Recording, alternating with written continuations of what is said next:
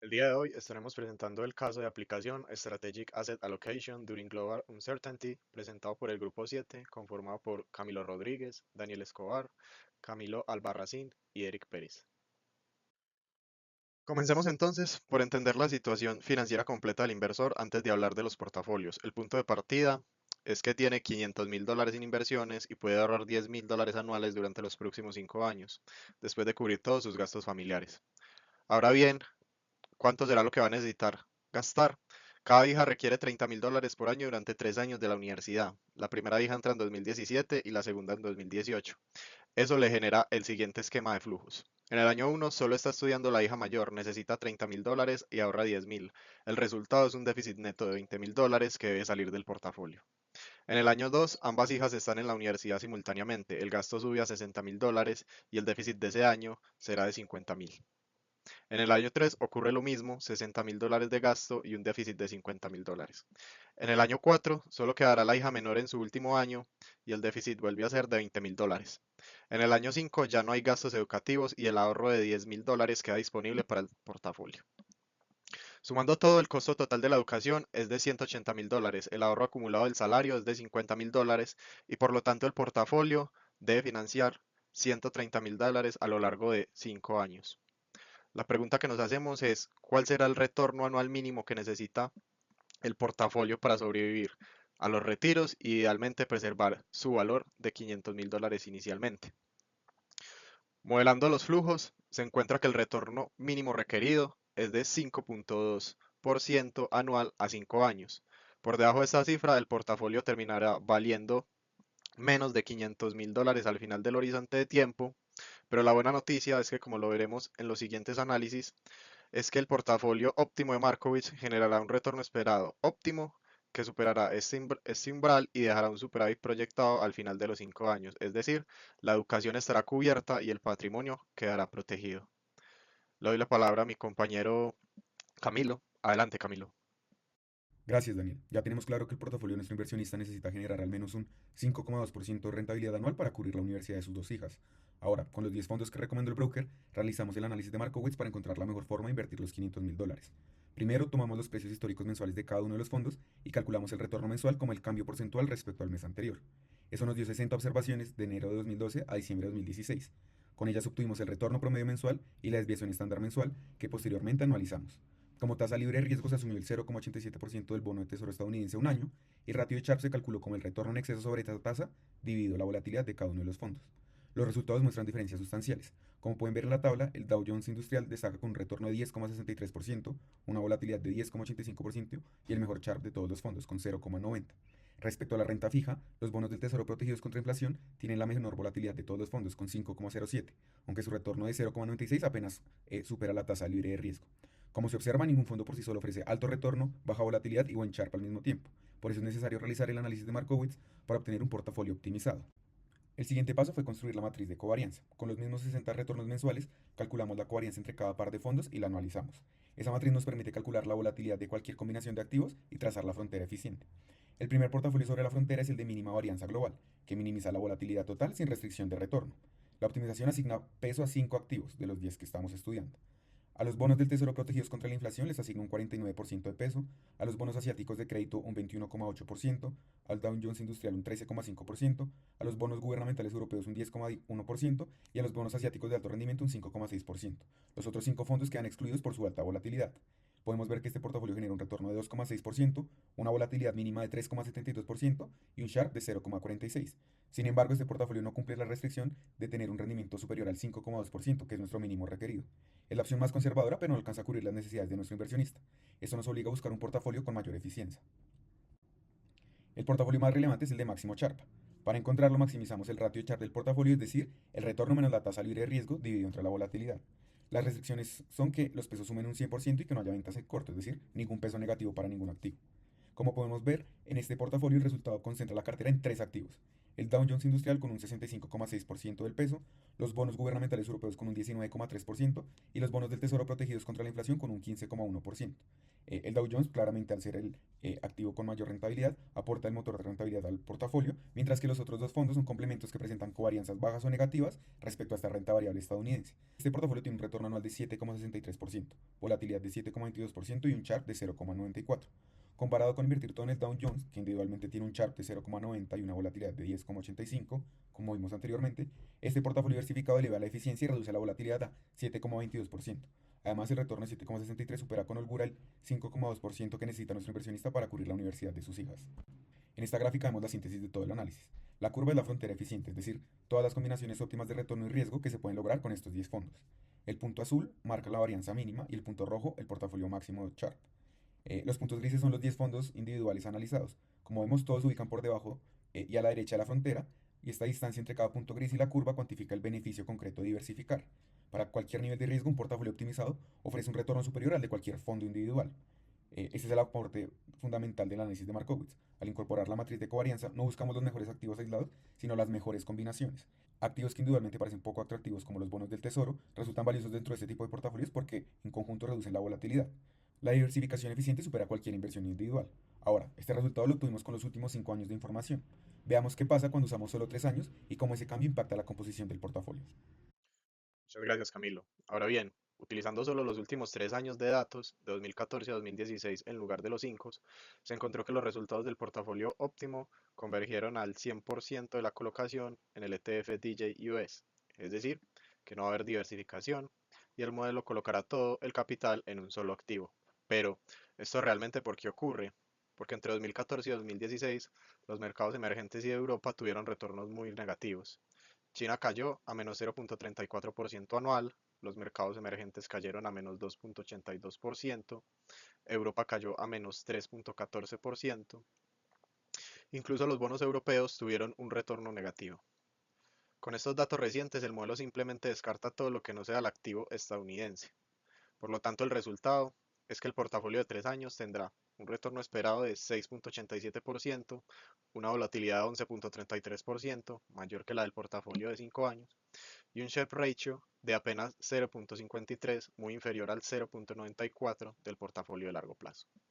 Ahora bien, comparando los dos portafolios, el de 3 años y el de 5 años, la lección es clara. El horizonte temporal de los datos importa enormemente en este caso. Los datos de 5 años capturan un ciclo completo de mercado. La recuperación de 2012 y 2013, el mercado alcista de 2014, la corrección de 2015 y el rebote de 2016.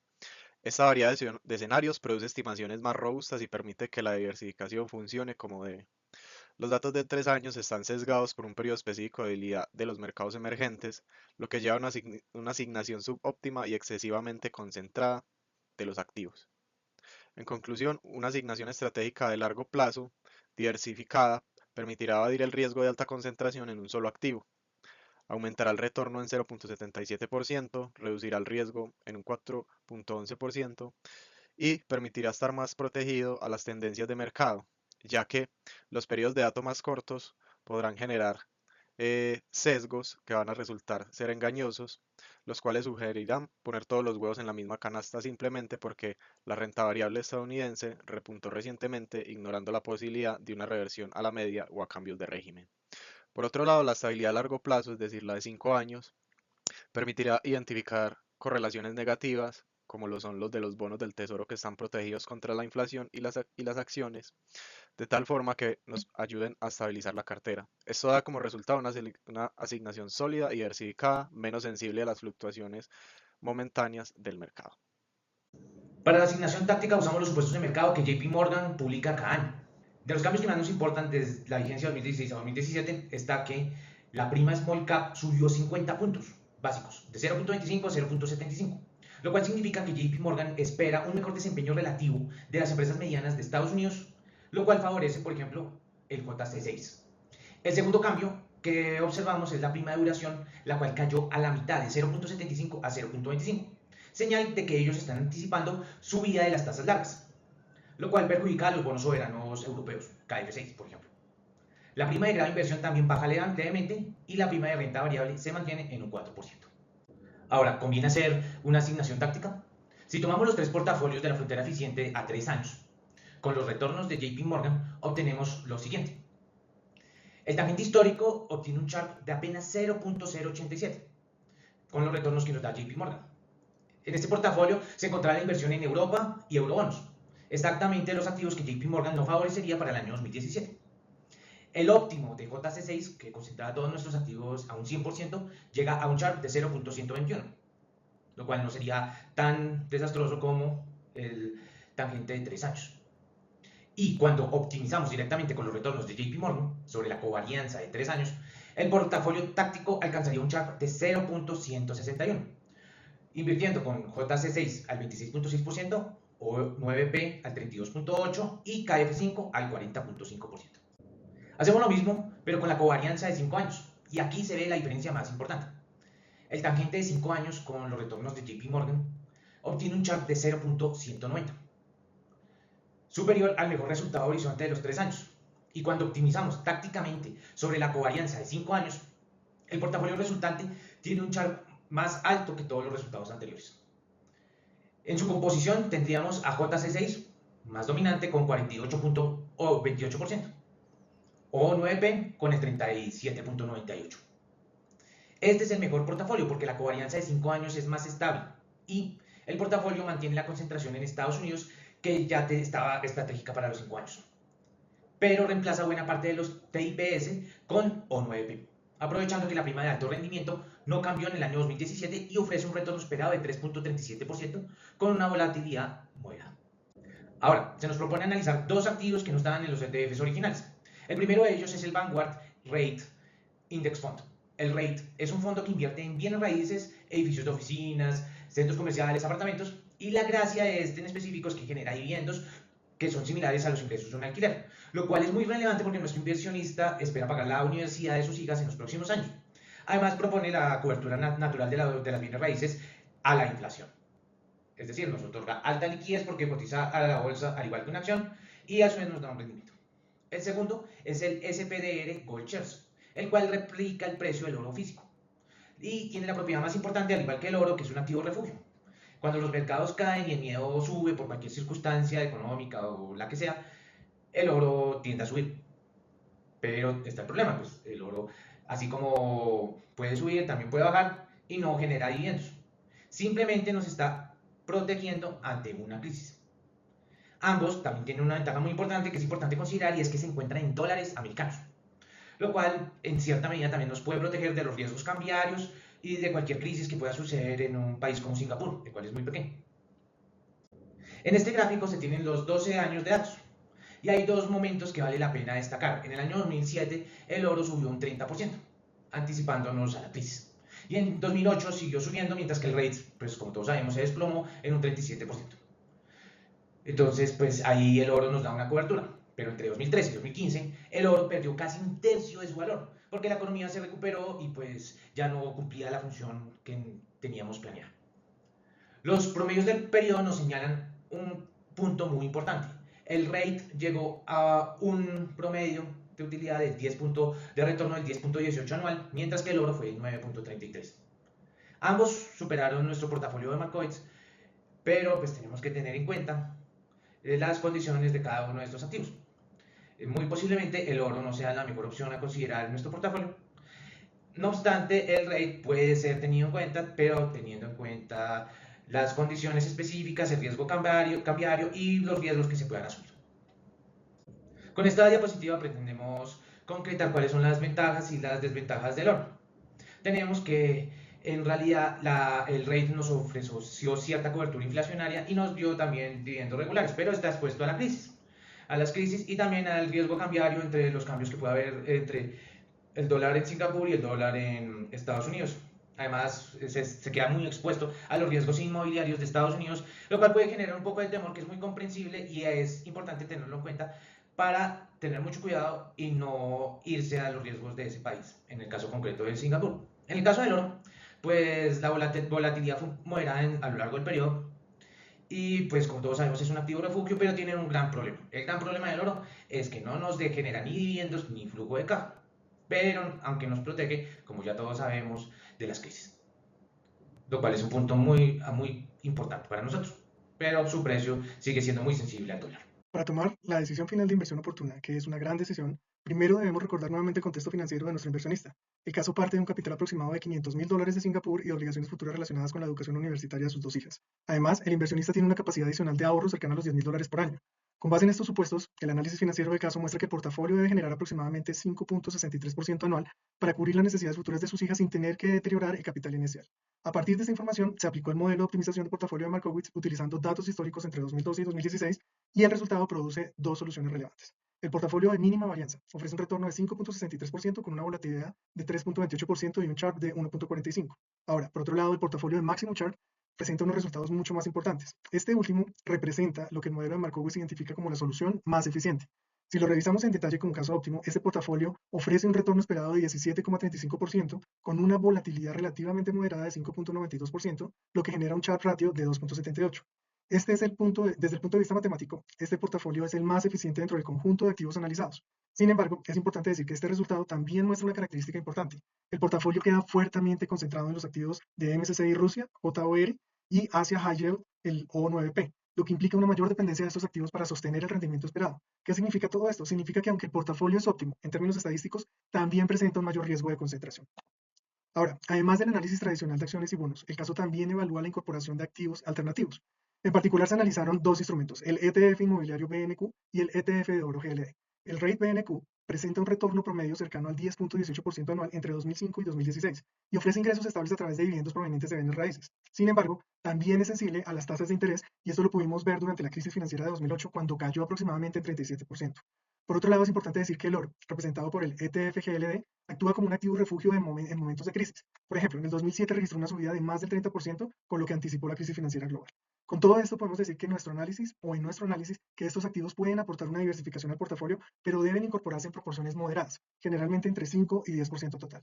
Entonces, integrando todos los análisis realizados en el caso, la decisión final de nuestra inversión óptima consiste en utilizar como núcleo del portafolio la asignación táctica de 5 años identificada en los análisis previos que revisamos en nuestra presentación. Esta cartera incluye aproximadamente 48.28% en JC6, 37.98% en O9P, 12.69% en KF5 y 1.05% en LGB. A esta base también le incorporaremos una pequeña asignación de activos alternativos, incluyendo aproximadamente 5% en REIT y un 5% en oro. ¿Qué quiere decir todo esto? Que con toda esta combinación que proponemos vamos a mantener la eficiencia del portafolio optimizado, vamos a mejorar la diversificación general de la cartera y añadiremos una cobertura adicional frente a escenarios de incertidumbre económica o financiera. Este es nuestro portafolio final recomendado. Por último, en esta parte de nuestro caso de estudio, analizaremos las debilidades y vulnerabilidades de aplicar la teoría del portafolio de Markowitz en la práctica. Aquí es importante decir que aunque el modelo es fundamental en la teoría financiera moderna y permite entender la relación entre riesgo y retorno, en realidad presenta limitaciones cuando se utiliza en situaciones reales de inversión. La primera limitación es su fuerte dependencia de datos históricos. El modelo requiere estimar retornos esperados y covarianzas entre activos utilizando información pasada. Sin embargo, los mercados financieros cambian constantemente y los patrones históricos pueden no repetirse en el futuro. En nuestro propio análisis del caso que estábamos siguiendo, observamos que al cambiar el periodo de estimación entre la pregunta 2 que resolvimos al principio de nuestra presentación y la pregunta 3, la composición del portafolio óptimo cambió de forma significativa. En nuestra presentación vimos que al trabajar con solo 3 años, el modelo concluye que la solución óptima es invertir el 100% en JC6. En cambio, al ampliar el horizonte a 5 años, la solución vuelve a diversificarse y mejora el equilibrio entre retorno y riesgo. Esto demuestra que el modelo puede cambiar radicalmente de recomendación dependiendo del periodo en que nosotros estemos analizando. La segunda debilidad es la sensibilidad del modelo a pequeñas variaciones de los parámetros estimados. Cambios relativamente pequeños en las medidas o en la matriz de covarianzas pueden producir asignaciones muy diferentes en el portafolio final, lo que genera una alta inestabilidad en las soluciones del modelo. Por ejemplo, anteriormente pudimos ver que en el portafolio de máximo Sharpe termina asignando cerca del 74% a O9P y 26% a JOR. Matemáticamente esto puede ser eficiente con la muestra observada, pero en la práctica implica una concentración muy alta en pocos activos y por lo tanto una solución poco robusta. La tercera limitación es el uso de la varianza como la principal medida de riesgo. Markowitz asume que los retornos siguen distribuciones normales, donde la volatilidad captura adecuadamente el riesgo. Sin embargo, los activos financieros no siempre se comportan de manera estable o aproximadamente normal. Un ejemplo de esto es el caso que analizamos, donde se muestra que los rates cayeron 37% en 2008 y que el oro tuvo una caída de 28.33% en 2013. Esto prueba que los retornos pueden presentar eventos externos que la varianza por sí sola no describe adecuadamente. Crisis financieras como la del 2008 demuestran que las pérdidas severas pueden ocurrir con mayor frecuencia de lo que predice el modelo basado únicamente en varianza. Otra debilidad importante es que las correlaciones entre activos no son constantes. Durante periodos de estrés financiero las correlaciones tienden a aumentar, reduciendo los beneficios de diversificación. Precisamente cuando se necesitan, por ejemplo en la crisis del 2008, los rates registraron caídas cercanas de 37%, mostrando que esos activos aparentemente diversificados pueden comportarse de manera similar en situaciones externas. La quinta debilidad es que el modelo de Markowitz no incorpora directamente muchas restricciones del modelo, como son los costos de transacción, impuestos, liquidez de activos, riesgo cambiario o necesidades específicas de flujo como la que tenía nuestro inversionista, que era para cubrir el tema de sus hijas. Por último, es importante decir entonces que Markowitz no es la única herramienta que se debe utilizar para decisiones de inversión. Aunque el modelo de Markowitz es una herramienta poderosa para estructurar análisis financieros y de portafolios, debe utilizarse como una guía analítica complementaria con nuestro juicio económico y con una comprensión del contexto particular del inversionista al que queramos ayudar.